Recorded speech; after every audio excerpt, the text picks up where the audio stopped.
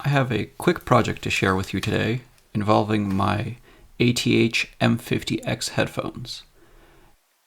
As you can see, they are a little bit worse for wear. I've had them for about close to 5 years now, maybe 6 years, and the top of the headband is quite worn and the pleather is falling apart, to put it kindly. So it's about time for a replacement. So today we're going to try and take that off, create a pattern, and maybe laser cut some new material, stitch it together, and replace the headband. The first step is to remove the 2 screws that hold these little plastic plates together at the end of the headband, and that way we can access the material and foam stuffing inside.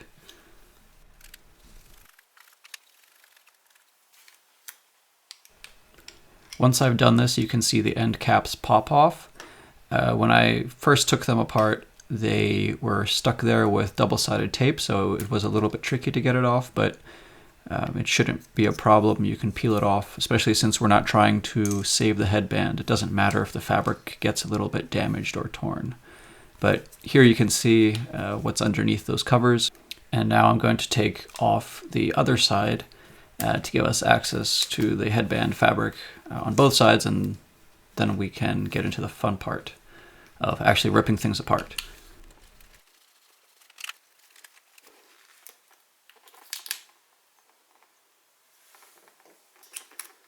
Now, Audiotechnica was nice enough to label these parts with an R and an L, so that way we don't get them mixed up. To be honest, I don't really think that makes any difference, because they seem to be mirror copies of each other, but it's just something that I've noticed. And now what we're trying to do is we're trying to gain access to the places where the wires are connected to the swivel on the headphone. So we need to get, pardon the dropped screw, we need to get to the small circuit board that connects the wires from the left ear cup to the right ear cup, and we're going to desolder one of those wires, 2 connections actually, to be able to slide the headband off or on, mostly on when the new one is ready, because the old one we're just going to take it apart stitch by stitch. The only reason that I'm being really careful in cutting this apart is I want to save these pieces of fabric and hopefully make a set of patterns from them that I can then use to laser cut new pieces. Otherwise, I would just be coming in there with the scissors and sliding them under and just cutting right through the fabric, carefully avoiding the foam inside. But in this go-around, I'm actually trying to focus on taking out only the strands of connecting thread. And as you can see, I had already gotten a head start on the other side, and that was already finished. It was actually disintegrating by itself by the time I started this project. And here I'm cutting out the last bit, and the fabric is now free of the headband. And you can see there's 2 types of foam, a slightly lower density on the inside and a high density foam on the outside. Overall, a pretty neat construction. I want these 2 pieces of fabric completely separate so I can lay them out flat, and so I'm taking care of the last few stitches here, and you can really see how much damage and everything that is peeling off there. It's really, I guess throwing them in my backpack for a few years every day and taking them to work or to school really took a toll on the fabric. And yeah, so it did.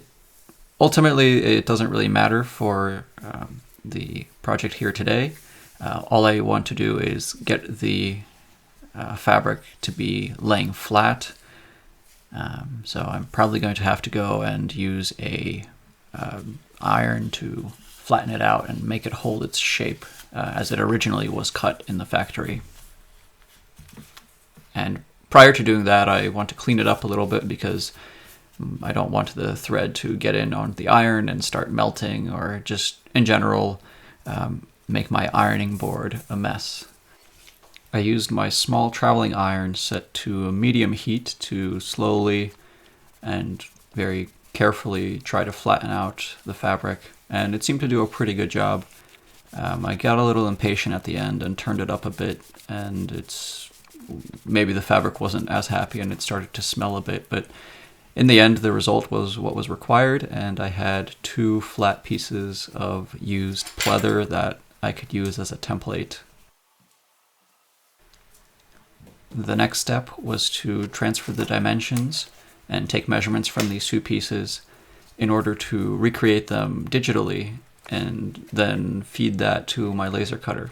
I found that I didn't have to be terribly accurate with my measurements because this is, after all, fabric and it's quite pliable, but ultimately using a pair of calipers was a little bit easier when measuring smaller sides. Just a personal preference, I guess. It didn't really matter in the end. And here I started trying to get the angles of the sides as they come into a taper and try to mimic that in my new cutouts, because ultimately that's what would help give the form and taper to the pieces of the headband cover. The next step was to transfer all of the measurements that we had just gotten into Fusion 360. And my strategy here was to create the general outlines and then add in a pattern of holes for the stitches I would later use to help me line up the pieces of fabric and join them in a regular way. I mirrored all of the stitch holes and then exported the sketch as a DXF, which I then imported into LaserWeb, which is the program that I use to run the laser and generate the G-code for it. Here I imported all of the sketch elements into a cutting operation and set the parameters so that the laser would cut things out smoothly. And I generated the G-code.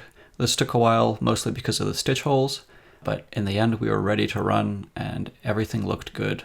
So I sent the file off to my laser and oriented the piece of fabric. This is a synthetic amaretto. It's something that is used for car seats, actually.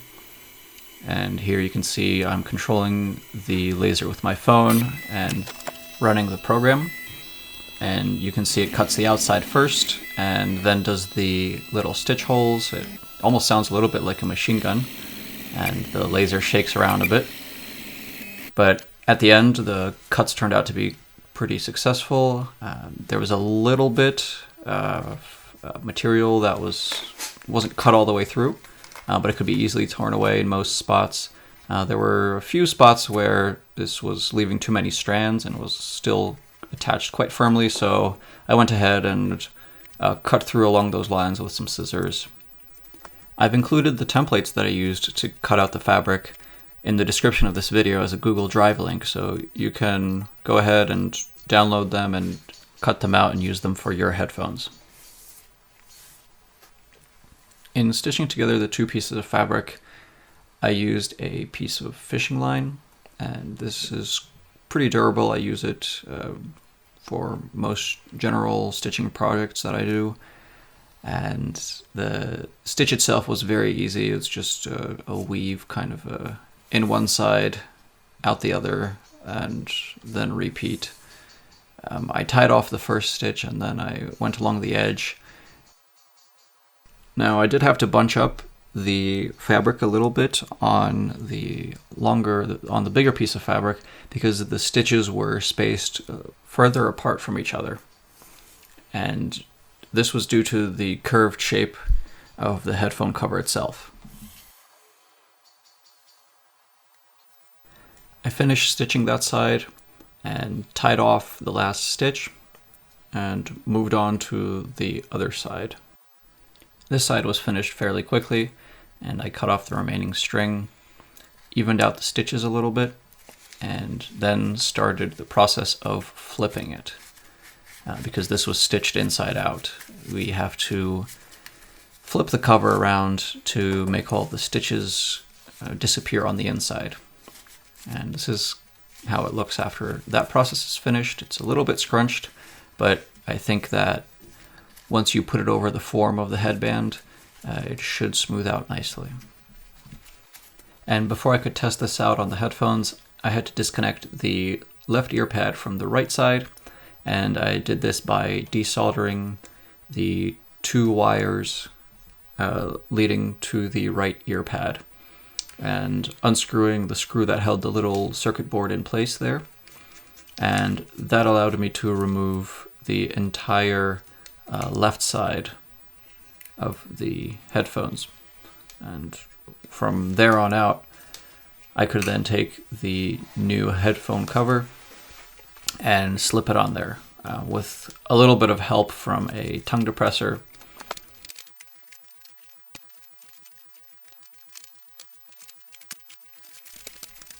And eventually, with a little bit of coaxing, it came on and fit really well.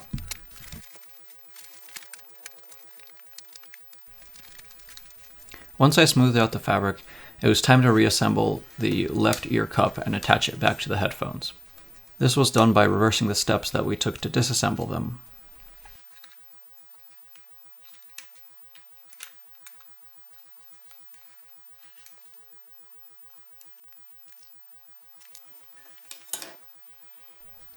When soldering the wires back onto the circuit board, I took care not to apply too much heat for too long, in fear of having the pads delaminate from the circuit board itself.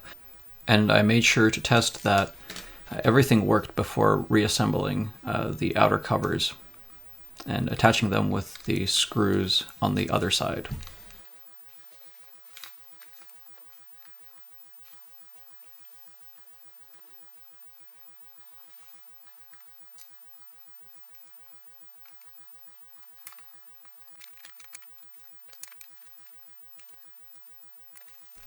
Once those 4 screws were back in, I turned my attention to the upper parts of the headband.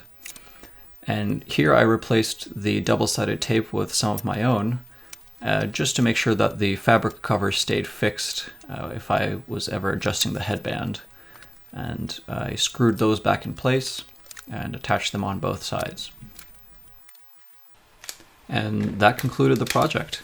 In about, I would say, 3 hours' time, I had replaced the headband on my headphones, and I would say that the headphones definitely look a lot better, and they feel much nicer than they were when they first came out of the box. I'm quite happy with the texture and the color of the headband cover, and I know that I can replace it if I ever need to in the future. So overall, I think this was a pretty approachable project, and if you use the templates that I've provided, you can also do this yourself. If you have any questions about the process, please put them in the comments below, and thank you for watching. I hope to see you next time.